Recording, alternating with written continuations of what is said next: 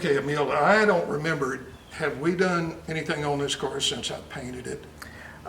We did one video, but it was quite a while ago, so. Okay, but I had painted it, I'd gone through Yes, all sir. the stuff. Okay, we're beyond that, but what I've done now, I've got inside, and I'm 95% complete with the wiring. I just need a couple little bulbs for the turn signals, and then I can wire everything up in the car, and that'll all be done. I set carpet down in it to get it to lay out. I'm not putting it in yet. I got to make some cuts and pedals and stuff. But I ordered the carpet, and it fit very nice. And so I'm real close. Everything works, which surprised me. You know, now I've spent a lot of time, but here's something that I would like to show you. Emil, I don't know what, can you get up under there and take a picture of that fuse box? Okay. Okay, I bought a kit that was like a painless kit, and all it was a pain in the ass. So I put it in, the wiring, what a pain in the neck.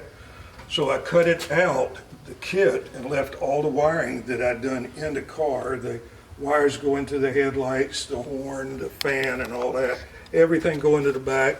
The wires go into the gauges and everything. And if you look, you can see that one blue wire. That'll be the turn indicator there, the three lights sticking out. And initially, I was going to use a button starter, and I'd wired it into these switches. Then I bought the kit, and I wish I'd have stayed this way. But now that I got the kit, and the biggest reason I got the kit, I got this, I did it steering wheel, and I got the lights, the windshield wipers, and everything is on the steering wheel.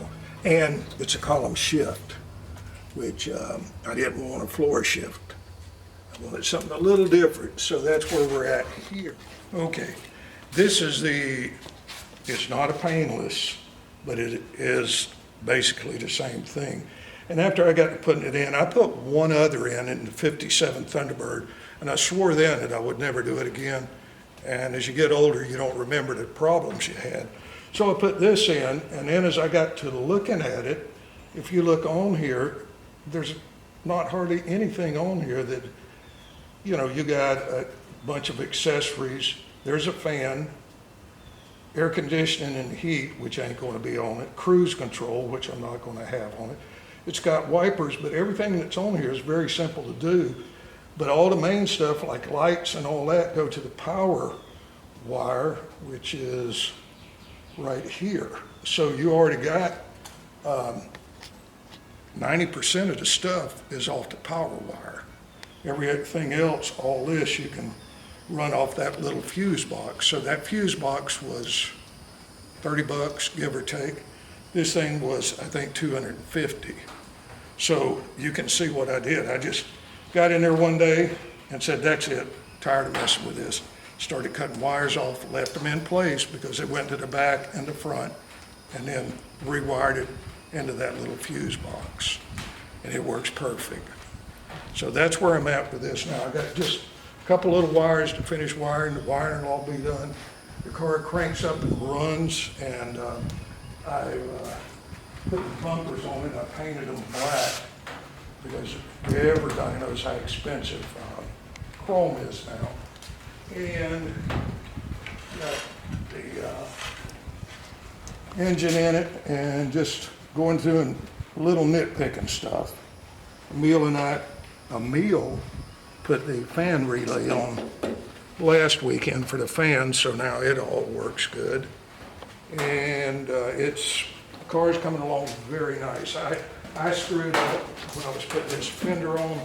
I had it up on the rack, and I was leaning against it, holding it in, and I made little, about 5 little dents. You can't even see them, but because of my keys, they were right here against it.